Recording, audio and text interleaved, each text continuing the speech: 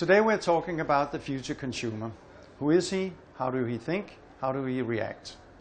Market Magazine has the pleasure of interviewing Joseph Pine, the author of the book Infinite Possibility on Creating Customer Value. My name is Bjarke Stemann. How would you describe the future consumer? Well, the future consumer is already here now, and it's someone who desires to get exactly what they want at a price they're willing to pay. And it's one that is looking for experiences, and you'll see that increasingly, that goods and services are no longer enough. You know, we have enough stuff. What future consumers are going to look for is experiences that engage them in an inherently personal way. How do you think they think, the future consumer, how do they think? Well, future consumers may not think so much as they react, right? They make very lightning quick judgments. They know what they want when they see it. They don't necessarily give a lot of rational decision making to be able to determine it. And so you've got only a small moment of time to be able to capture their attention and use it to market your offerings. Looking through different categories of goods, how do the consumer make their actual choice? Well, it's often based on a sort of a sympathetic vibration that occurs between them and the offering, where if they really like it, if it affects them, if they identify with it, right, so that it becomes authentic to them, then just immediately they gravitate toward it, and that's an offering that they want to buy. So, as you see it, what are the key tasks for companies who want to get in touch with those future consumers? Well, there are many things that companies can do today to be able to capture those future consumers, and one is to treat them as individuals, to recognize that every customer is unique. Secondly, they need to understand where those consumers sacrifice, where they settle for something other than they want exactly, and figure out how they can mass customize to that individual consumer.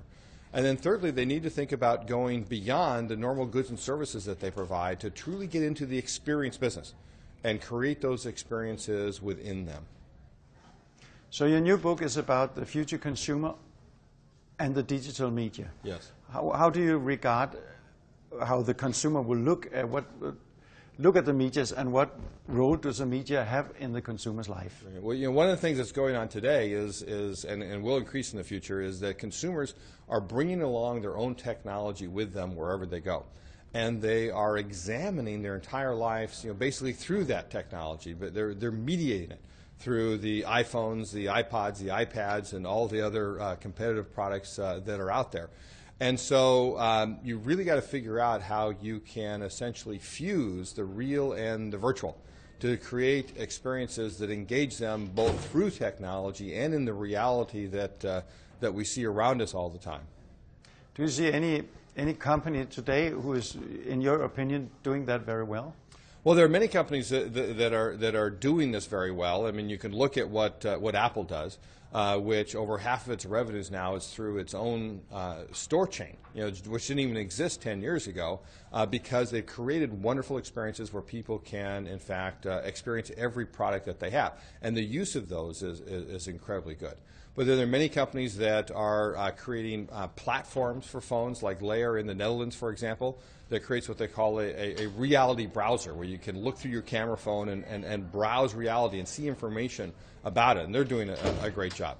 Smartus or Lapset in Finland creates digital playgrounds, real playgrounds for kids, but now with digital technology embedded in there that allows them to have an overlay of different kinds of experiences that they have there. And of course, I'll mention one of my favorite companies, Lego. Here in Denmark, has an entire portfolio of marketing experiences that they've created to generate demand for their offerings, and increasingly mass customizing those, such as with Lego Designed by Me, and increasingly getting into digital technology, such as with Lego Universe, that they just came out with a year ago. So I think it's a great example of using all the different media that we have to be able to engage and attract. Sounds very good, but how do you look at companies within problem-solving areas? I mean, wash powder or washing machines, or these guys. What are they going to do? Well, one of the things that any company can do is that they can create what I call a marketing experience, an experience that generates demand for their offerings. You know, it's like washing machines and that sort of thing. Whirlpool in the United States has a number of experiences. They've created Whirlpool Insperience Studio that they ran in Atlanta for a number of years to engage consumers where they could actually come in and try out their kitchen areas at various vignettes. They could actually bring in a dirty load of clothes and use the washing machines to be able to experience it. The basic notion is if you can get people to experience your goods or your offerings before you buy them, then the chances you will buy them go up. What three advices would you give companies on how to get to the future consumer? Well, in order to really get to that future consumer, number one, treat them as the individuals that they are. Number two, create experiences within them. And then number three, figure out how to use digital technology to really fuse the real and the virtual so that no matter what technology they're using or attracting, you have harnessed that and created the power in which to continue to engage them. And that's what my book, Infinite Possibility, is all about.